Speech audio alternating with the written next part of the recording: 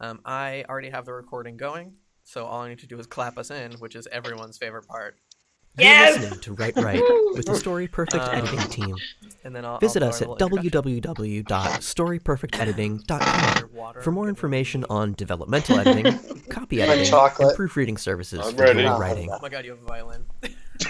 Season 1, I'm ready for this. Episode 6. Please, God, do something with that violin in 2 seconds. And... That's the clapping.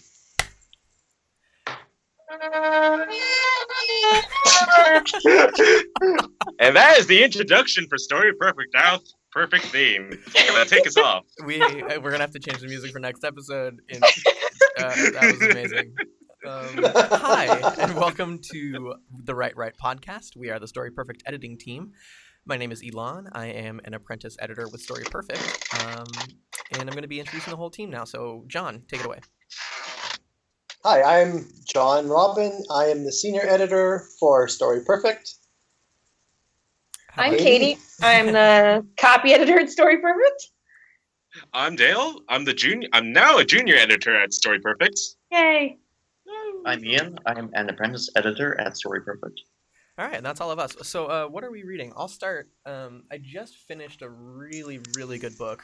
I'll show it to the team on the video feed. It's called Central Station by Lavi Tidhar. He is an Israeli author living in London, and this is a sort of like cross-generational sci-fi kind of like masterpiece that drops beautifully onto your keyboard if you let it. But it's a fantastic book. I really recommend it. It's just beautifully written, and the cover quote is Gardner Dozois, who's like a fairly well-known editor. He does things like world's year's best science fiction and all sorts of anthologies, and he said, if you want to know what sci-fi is going to look like in the next decade, this is it. So that's Central Station by Lavi Tidhar. What a fantastic book. How about you, John? Well, I am reading one of my favorite books of all time. I'll show it here. The Fellowship of the Ring. I decided I'm going to reread Lord of the Rings. This is my fourth time through. The reason that I'm returning to this book is because I'm going to be doing a very big rewrite of my own novel, and I thought it'd be a great time to connect to my roots. There's been a lot of great fantasy that's come out since that, but I think it's sometimes good to return to origins. For sure. I'm actually doing the same thing, John. I just finished rereading A Wrinkle in Time by Madeleine L'Engle, and it was a book I really, really loved as a kid, and so I wanted to like return to it and sort of like identify what I had loved about it then. And it holds up, still super good and interesting and a little bit scary, and I loved it. And I'm currently doing the same thing as all of you, revisiting one of my favorite books from all time when I was still a child, From Wags to Witches. It's a joke book. I have a joke for you right now.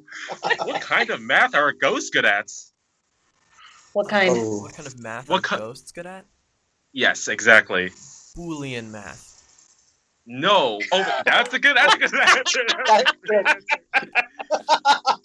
According to this book, though, the kind of math that ghosts are good at are the scare roots.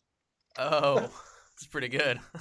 I think if only I had my drum set. I'm sorry, Wags to Witches, but I'm fairly sure mine was better. Yeah, definitely. But sorry to interrupt, but I'm actually going between like a lot of books right now. Like I'm not actually reading From Wags to Witches. I just found it in my cupboard one day. But in actuality, what I'm reading is The Undercover Economist, which is an economist textbook for dummies, essentially, but it makes everything relatable. The Prince by Niccolò Machiavelli. I think I already talked about that before. And it's a biography of Louis Hippolyte La Fontaine and Robert Baldwin by John Ralston Saul, who is a Canadian philosopher who discusses things such as like Canadian identity and the roots of our of the Canadian nation, such like that. So yeah, that's really interesting. That's fine. All right, I'm currently reading Harry Potter and the Goblet of Fire. Awesome. Check. It's one of my favorite books. Nice. It's a pretty great book. I mean, Mhm. inarguably awesome. I book. got mine right here. Yeah. They Nice. completely follow. Mine is in Espanol. Oh yeah. Yeah, I read kids' books in other languages to help me maintain my vocabulary. I've been planning to do Hey, that that's with good, yeah. with books I've already read, but going back to Hebrew. I Yeah, wouldn't. good idea. It keeps I you would- fresh. Tiger. I recognize that cat. Okay, so Oh, just- wow. Yeah. I wouldn't call Harry Potter a children's book. It's more of Well, Hey. no, I wouldn't call it strictly a children's book either, but it's the language is relatively simple for a translation. I think it's Yeah. actually a really interesting thing to discuss because J.K. Rowling managed to sort of like on a sliding scale do the shades Yeah. of children's book through Yeah. like adult dark YA. Exactly. So like the first two books are definitely, or the first book is absolutely a children's book Yeah. with elements of Yeah. fear. The second book gets a little bit darker, and they get progressively darker and more adult as the series goes on. So by book 3, it's definitely not a children's book anymore, but it hasn't Yeah. quite reached that stage of YA. I think It's that's a one of the genre reasons why that it's no so- one else can get away with. Yeah. Like you can't write a book in that middle ground and get away with it, you Yeah, know. she is a singular human being for being able to. But if you pull that really off. want to challenge your language skills, read a book with made up words in a different language. Yeah. yes. That's I my advice. tried reading Shogun in Hebrew, and reading transliterated Japanese names in Hebrew was one of the hardest things I've tried to do. That sounds awesome. I was just like, what is this word? I've never. You know what's it one of the says hardest Yamagata. books? Oh, like of course it does. You were gonna say something, Dale? Yes, exactly. One of the hardest books I've ever read, like in regards to language, is have you guys ever heard of Finnegan's Wake? Yes.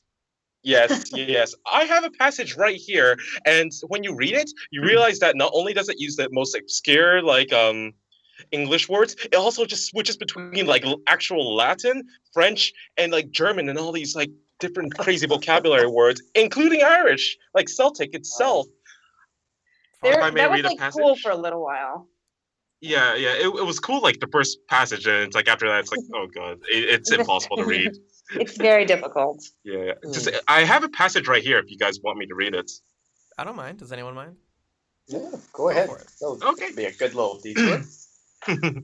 What clashes here of wills? Jen wants oystery gods, a gag and fishy gogs. Brekek, kekek, cokes, ulao, quano, where the Badalaries partisans are still out to master Malachus McGrains and the Verdons, catapulting the cannibalistics out of the wolty voice of Hoodie Head. If you understood any of that, you're just I don't something. think I'm nearly academic enough for that. Wow. Oh, I wrote a whole paper on that stupid book. Yes, are you serious? I am. I was a dumb English major. What can I say?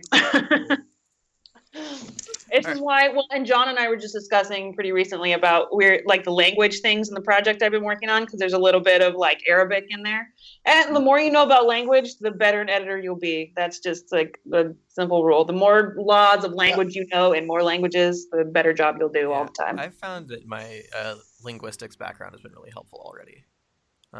Just in writing and in editing. I'm going to bring us back to our topic of the week, or of this bi-week, which is my first time with an editor. We are going to be just sort of helping people who are listening to this podcast figure out how to talk to an editor, what to expect from talking to an editor, the different types of edits you can expect to receive from an editor, and just general advice for dealing with an editor. But I think that to introduce the topic, we should just get sort of the basics out of the way. Editing is a critical part of putting any book out. Everyone, no exceptions, needs an editor. Editors need editors. The best writers in the world need editors. Patrick Rothfuss needs an editor. They all do. You know, Ursula Le Guin needs an editor. They all really do. It's a fact. So I guess that first question that a lot of people think to ask, we can just get out of the way, which is, do I really need an editor? And the answer pretty much like unequivocally is yes. which means that we can move on to the next question, which is, how do I find an editor, and what resources are available to me? Obviously, we're a team of editors, so we're going to be talking about ourselves, but I think that this would be a really good question to pose to John, because he puts out his company. Like, where do you seek people? How do people come to you? Do you mean in terms of just people looking for editors? Yeah. In general? Yeah. Well, I'm quite a well-networked author, so I have lots of people who I connect with, many of whom will at some point want publishing, or be looking for publishing and ultimately editing. A lot of people are choosing self-publishing instead of traditional, in which case they're going to need editing done, and they know that I also have an editing company. So that tends to be how I connect with many authors. I think it's pretty common wisdom among self-publishing authors that you need to get editing done. A lot of people opt not to. They'll just put it through spell check and away you go. But I mean, if you want to have a professional final product, editing is as key as cover. Those are two things that, you talk to people in the industry, you can't mess around with those. If you have a poor cover or poor editing, either or, it's really going to cost you. Yeah. I mean, when the Kindle really started surging with self-published books, and they were all like 99 cents, and I was on board, right, reading all of them. But I started to notice that so many of them had errors. And even small things like a page break where there shouldn't be a page break, or suddenly the font size went from 10 to 12, like weird formatting things that just, when you're reading, they just completely take you out of the experience, and then you're not enjoying the book. You're wondering, why is the page like this? And I think that's the last thing any author wants. Sure. I mean, you don't want to kick people out of your story with the wrong homophone. You want Mm-hmm. people to be totally invested, and you want your grammar, which is a really important part of storytelling, which I think would be an interesting thing to discuss, and we'll probably discuss in a future episode. You need it to be aiding the story along as much as possible. And so I guess, people, like you were saying that some people like to put it through spell check or just take a look over it themselves. Can people just edit their own books, or have a family member edit for them? No. Oh, I'm sorry. Did I say no? I have- family members should be beta readers. Yeah. Right? They should be helping you, but sorry, John. Something that I wanted to, the first question you asked, do you need an editor? And we moved on to the next one. But I think a good question that comes out of that is, why do you need an editor? Which is related to what we're talking about here. Why can't your family just read it? Why can't you just read it yourself? I think that's the key to why the answer is overwhelmingly yes. You need an editor. Yeah. I don't know. I thought this could be a great thing. Do we want to share some of our own perspectives on why you think we need editors? Maybe I'll let you guys say something. I'll go last. I mean, for me, just first of all, so I think we're all familiar with this phenomenon where your brain corrects things for you. Like, you can read something with a typo 1,000 times, but you've been writing it for 2 years. Like, there's just no way you're going to see it, because you know what it's supposed to look like, and that's just how your brain works. Your brain is really smart. It fixes things for you. And you just can't trust yourself to see every error. And your beta readers, like my sister is my best beta reader. And as far as ideas go, she's really great, but she's almost as invested in the story as I am. And people who really love your book can't see it objectively enough to make the right changes, in my experience. Yeah, the first thing I thought about was, those optical illusions where there's like a pyramid of words, and what'll happen is they'll repeat the word "the" at the end of one line, at the beginning of another line, and your brain kind of processes them as a single instance of the word "the."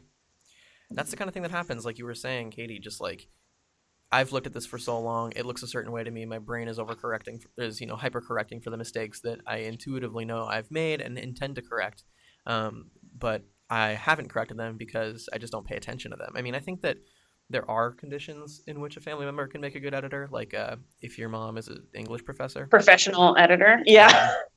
And she's like super harsh about it and really great, and I love her, but oh my god, it was like terrifying growing up with an editor as a mom. Because she taught me, how to write well. by force. But yeah, I think you're right. You know, having a neutral third party take a look and just a fresh set of eyes. I just finished doing an editorial assessment on a manuscript that had a lot of comma issues, and I'm sure that it was one of those situations where the writer was like, "Yeah, no, this looks fine to me. I'm plowing through it and I'm paying attention to the story I've told and not the mechanics of the story, not the mechanics of the language that's telling the story." And those are two very separate things. And really, it's a waste of a writer's abilities to worry yourself while you're writing about commas and semicolons and stuff. Like, your job is to write, and then someone else's job should be to worry about the commas and semicolons. Because since I am both a writer and an editor, I write really slowly because I revise and edit while I write, and it takes me forever. And I wish I could turn it off more than I do. It's just, it feels like a waste of my time as a writer to be spending time worrying about these little glitches that I know will get fixed in editing. For sure. Adding on to that, like, an editor can definitely save you like the time and money, and it also makes your manuscript look good, because it's not the fact. Not only are you trying to write your story, you're going the extra mile to actually make it look good in the best it possibly can be by actively seeking out help from the community. You're not just saying to yourself, "Oh, my manuscript is perfect.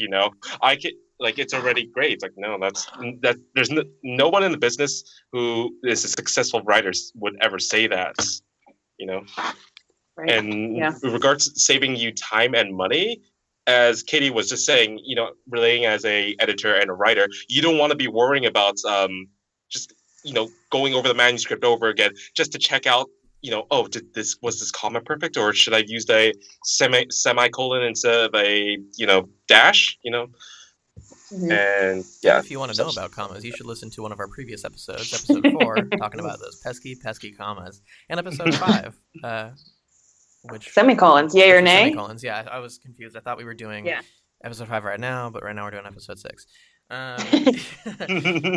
My bad, derailing that entirely. So I want to ask one more question to the group before we break for our little ad in the middle of the podcast, and that question kind of will lead into it, which I think is pretty cool that it worked out that way. I'm pretty proud of myself for figuring that out. Good for you. The question, thank you. My ego is enormous, and I need a lot of help keeping it afloat. The question is, what can I expect to pay for an editing job? So, an author is looking around. They have no idea what's a fair price for an editing job. People are like, yeah, I'll edit 10 cents a word. And what does that mean to anyone? About $1 a page, $3 a page. This will also tie into the types of editing that a team of editors might do for a book. So I'm going to toss that into the group. What can I expect to pay for an editing job? I think John should tackle this one because he has the best handle on the different levels. Sure. So you're pitching the question, and we're going to answer it after the break, or do you want us to jump into it right now? Oh, I guess we could answer it now and then fold that into the commercial. Okay. Well, here's thing out. Ultimately, what this comes down to is time put in with editing. When you have sometimes services will advertise $1 per hour or $1 per page. It depends on the business setup or how it works. I like to look at how we charge based on time put in. So that's why we have an hourly wage, or we have a $1 per page amount, which is that way for the customer. You know that even if you end up with a very there's a lot of work going in, there's a worst case scenario. So that's why I like to make sure that we have that cap, and it's based on experience. So generally speaking, developmental editing and copy editing are the most time intensive. Copy editing can be probably the most time intensive of all of them. I would agree. Yeah, it takes the most careful approach, I think, right? Because you have to do it line by line, word by word.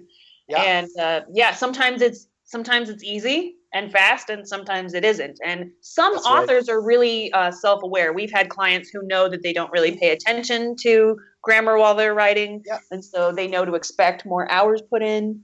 But they can always send us a sample too, right? That's the easiest way. Yeah. It'd be like, send us 5 pages and I'll tell you how long I think it will take me to copy edit it. That's Because right. I know my own skills well enough to know how long it takes me to like complete a project of different levels of difficulty, you know? Yeah, and we do tend to we operate that way. That way, people who are looking for us to do some work on their manuscript, we're pretty accurate at giving estimates of how much it's going to cost beforehand. So it's really just a matter of dropping us a line, and it's going to be me who responds to start some conversation about the job you want editing for, and then we'll go from there. But we're usually pretty good if I lay out a price range that's usually pretty close to what they end up paying. So where can they contact you, John? Where can they contact Story Perfect for to well, inquire about if you our go to editing our services? on our website, so storyperfectediting.com, there is a contact form.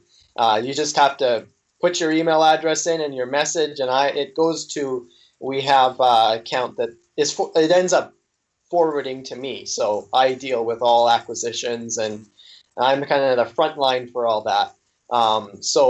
You could always email me directly, johnrobinrt@gmail.com. I mean, I put that all front and center everywhere on my platform, because my thing is I want people to be able to get a hold of me.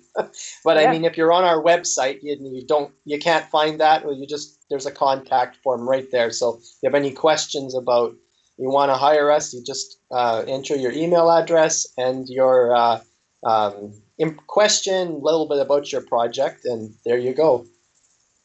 Well, thank you very much. I think that suffices as an ad, don't you all? I do. Yeah. I concur. Contact us. Yes, get in touch. Storyperfectediting. Please give us money. Also manuscripts. I want to get We'll better do at this. hard work for that money. Yeah, that money will be put to good use. What will we do with all of our apprentices? I know. No I'm one trying sees to us. also be a junior now. Enough of this Dale business. Right? Can't give him too much power. Dale. Oh, don't worry. I'm going to put chains on him. Oh, great. So let's hop back in and talk about the types of editorial jobs that can be done. I think that we split ours into 4: editorial assessments, developmental edits, copy edits, and proofreading services. Is that about accurate? That's right. Yeah, that covers what we do. So let's go down the list. What is an editorial assessment? I just did one. I can talk about it. Yeah, anybody who wants to throw something. Yeah. What an editorial assessment is, in essence, is an editor will read through the entire manuscript that you submit. It can be a short story, novella like I read, or a full-length novel, and they'll put together a letter to you with their advice.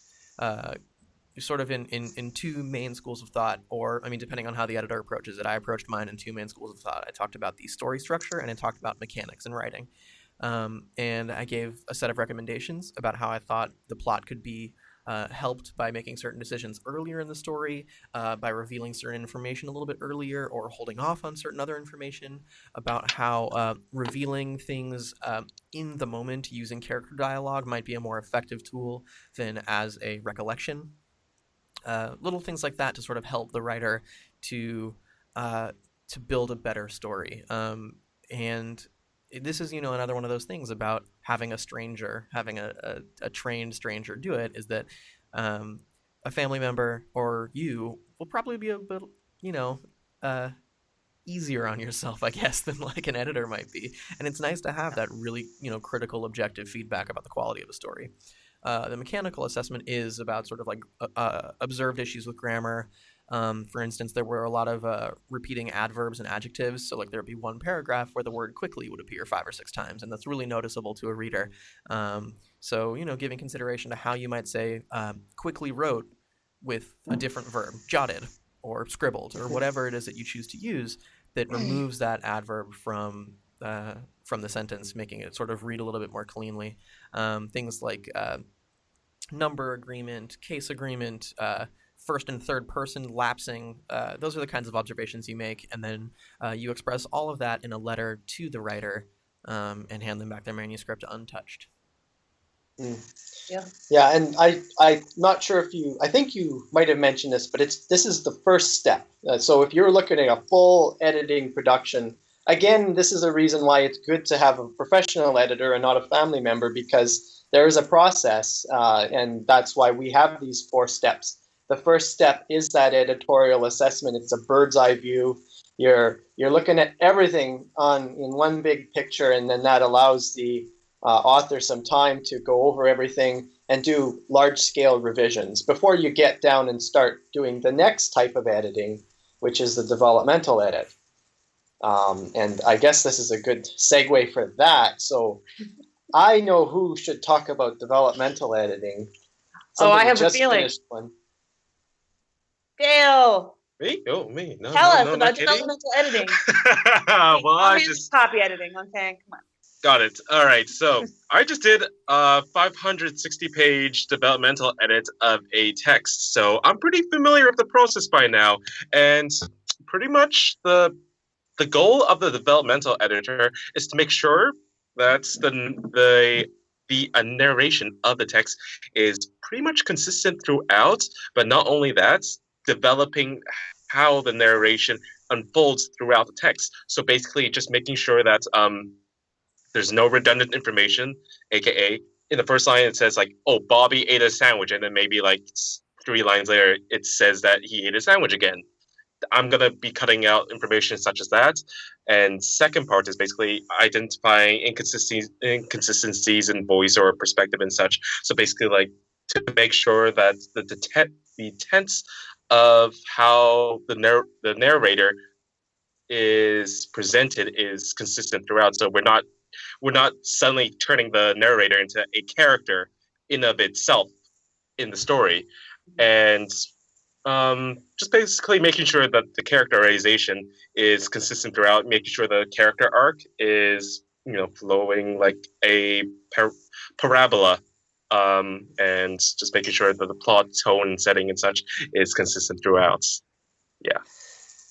A good way to when I think about developmental editing, it's kind of the second step. I think of it as a more focused editorial assessment, because oftentimes and usually when you can have just a developmental edit done if you're under a tight budget and you can't pay for all the 4 steps. I would recommend, okay, try to get a developmental edit done. Then we'll do we could do a copy edit, proofread combined, depending on we negotiate with authors depending on what they can afford. But I mean, ideally, if we could do the full steps, we would have the same editor do first an editorial assessment, and then after the author does their edits, they would go back over the manuscript and now leave comments in there. And that's what Dale essentially did with this manuscript. There wasn't an editorial assessment first, but it was more going through the whole thing. And the big difference between copy editing, for example, and developmental editing, in developmental editing, you're comment heavy, lots and lots of comments, lots of questions, right? Dale, you had like in this manuscript, I mean, I was overseeing Dale, so it was our apprenticeship where he graduated finally to junior editor. There's a lot. He was asking lots of questions, which is great because that gets the author rewriting. It's not just cut this, cut that. It's more rethink this and see how that is going to lead to changes in the manuscript right here in situ. So, yeah. And then sort of alternately, the following step of copy editing is I do not ask questions. I make changes like line by line. I look for grammatical mistakes, inconsistent voice in the narration, which sometimes gets handled in developmental editing, but it just means like that the vocabulary used is appropriate to the character, is appropriate to the type of book and narration, redundancy, overuse of adjectives or adverbs or anything like that. I mean, my job is to make sure that the book has a style, and that style is the author's voice. If that makes sense. When I read something out of context, I can tell you if it was Hemingway or Faulkner, because that's what I like. I can identify a voice, and my job is also to help the author maintain that voice, so that when someone reads it, they go like, "Oh, of course, this is Ian's work. I can tell. I know what Ian sounds like, right?" And a lot of us can do that with our favorite authors. So my job is to maintain that voice and also just to like get rid of any errors, grammatical. I handle all the semicolons and commas and em dashes and parentheses. That's all me. And it can be, like John said, the most time heavy because it is so specific, just like word by word, line by line, rephrasing to make things more concise. A good rule for copy editing is that whatever you're editing should be shorter when you're done than when you started. It should never, ever be longer. Never. I am currently involved in taking a series of copy editing courses at UC Berkeley. And I can say from the experience that I've had in those classes, and mostly that's been academic papers and other things like that. But copy editing, I think, is the most mentally demanding of these various services, of these various pieces of being an editor, because of that, like, just tremendous focus required. Which leads us to our final stage in the editing process, and the final sort of like of the four aspects of copy editing or of editorial editing, which is proofreading. Anybody want to take that one, or? Ian. Yeah, I think why don't we hear from you? Since we've had you, we haven't heard from you yet, so why don't you tell us a bit about proofreading? You've done a bit of that. Proofreading is basically about making sure there aren't any grammatical errors, any weird typos, any out of place punctuation. Essentially making sure that the manuscript looks shiny and ready for publication. Yeah. Pretty much. Yeah, even the copy editor might miss things, right? Because it's such an intensive job. You're doing so much. So then the proofreader comes in on that final step and just makes sure that there's nothing left behind. Yeah. Absolutely. Yeah, and it's sort of the purpose of proofreading. That's exactly why we have that step, because this goes back to what we're saying with writers should focus on getting the writing done. And that's why a writer, knowing they have an editor, can write better, because they're not obsessing with editing while they're writing. They're obsessing with getting the story right. And then we have these stages of editing that proceed, and each stage we're specialized in different levels. So Katie, you can go to town on the copy edit. You can eviscerate the manuscript if it's required. It's my favorite thing. Yeah, and you know what? If you get a comma that's replaced with a period by accident, you know that a proofreader is going to be looking at this after to catch those things, so you can focus on your specialty. And likewise, Ian, you're at the end there, and you're not worried about copy editing, or that work's been done, and your job is to catch those typos and make sure everything's perfect. I think that 4 tiers works really well, because it not only helps the author, but it helps each editor along the way too. Yeah. It's a lot less work on me, I'll say that much. The number one thing I find distracting in the book is when there's a typo and I can't fix it. Because it's like, how did that get through? Yeah. You and millions of reviewers on Amazon. It's ironic, though, I think it's one of the biggest pet peeves we see with book reviews. A book can be amazing, and it's like, but there were typos everywhere, and that could ruin your experience of a great book. Yeah. I think Well, and we had somebody come back to us, right, John? Somebody who had already released their book, and people complained about typos, so then they brought it to us, and we cleaned it up. That's right. Yeah, and we do things like that because we're story perfect. We make sure the story is perfect in every sense. I mean, I've read books published by the big publishing houses, Tor and the rest of them, with typos. It's, you can have 30 people look over a manuscript and something will still slip through. So, just be honest with your editor, I suppose. Be like, oh, you missed something. I'm not sure. I don't think any of us would be like, tearing off our clothes in a rage and, sackcloth and ashes, some kind of like, but I failed. Like, it's not us. Certainly not me. I don't know about you, Ian. We just met. Maybe that's the guy you are. I think the reality is mistakes happen. I mean, even no matter how much you put in human error, I think we optimize the process by having these 4 steps. But I even advise authors who work with us to still have, after copy editing, to still have some beta readers go Yeah. over it. Put that together with the proofread, because our proofread is going to be the professional edge. But there's always going to be that little thing that, because we have different blind spots. And the reality is a properly produced book through traditional publishers can sometimes go through 50 different sets of eyes. All the different people who handle the copy for marketing purposes, they'll go over it and they'll all catch different things. So it's just how it works. So you put the more eyes on a manuscript, the better. And the idea is four is going to cover it way better than just your spell checker. Yeah, is gonna. I think that's actually a really good note, sort of, to end on, with this idea of your first time with an editor, like what to expect, why you should get in touch. It's what you said, and it puts it so simply, John. Everyone makes mistakes. That's pretty much it. None of us are an exception, and neither are you, fair listener.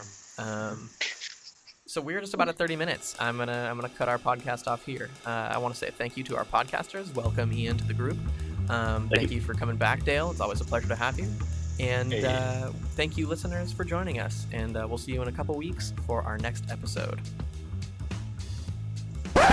Sorry for the surprise there, listeners, but at the beginning of the episode, I rolled right over Dale, who had a great point to make about what an editor is. So we did a little bit of talking after the episode was done recording, and without further delay, here's Dale on being an editor. Something I really wanted to talk about was what exactly is an editor? What is an editor? In today's topic? Yeah, because covered that in the last episode. I wanted to talk about that, because when the topic came up, like, do I really need an editor? Elin, no offense to you, but you just kind of skipped over. I was like, damn it, I had this whole thing going. Like, what is an editor, and what makes us different from the family member, or just yourself even? Because an editor is as an editor, we are using an education to sort of, our education is what separates us from other just a regular Joe, because an editor is like a third party, right? Who is coming from a neutral, unbiased standpoint, who has no relation to the story, but at the same time, our opinion, not to put us on a high pedestal, but we have more weight. Yeah, it holds more weight, because we've been specializing in this. Well, that's I think the idea behind it. We've been specializing in it. We've trained. We have experience. Mm-hmm. We've been reading various reference material and how to, the different levels of how to edit fiction. So that's what separates us. There's also the angle of we're being paid money.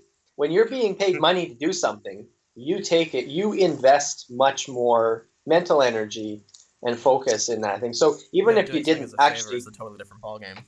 Yeah, because you might be busy and you're having a terrible day and you're behind and everything, and it's like, oh crap, I have to read this first. I don't want to read this book. I'm bored, but I'll do it because they're going to get mad at me. So I'm just going to gloss over here and put a smiley face. That's what happens with a lot of readers. I'm participating in a writing workshop right now where we're like trading manuscripts and stuff, and it occurred to me that people thought they were going to get like professional level from me because I told them they thought I was going to go through and like fix their manuscript, and I like made a comment like your POV changes or whatever, or it was just like I liked it, I like dragons and stuff, and everyone was like, oh, you're not gonna. I'm like, if you give me money, I will give you more. Like, sorry. It's like, so I actually think this would be a great episode. This conversation. Well, I'm going to add it to the end of the last episode as like a bonus. So great idea, Dale. Great. Yeah. Or that's a real junior developer attitude there. Yeah. Putting that title to work, Dale. So I'll tack that on to the end of the last episode as a little bonus. We talked about other stuff.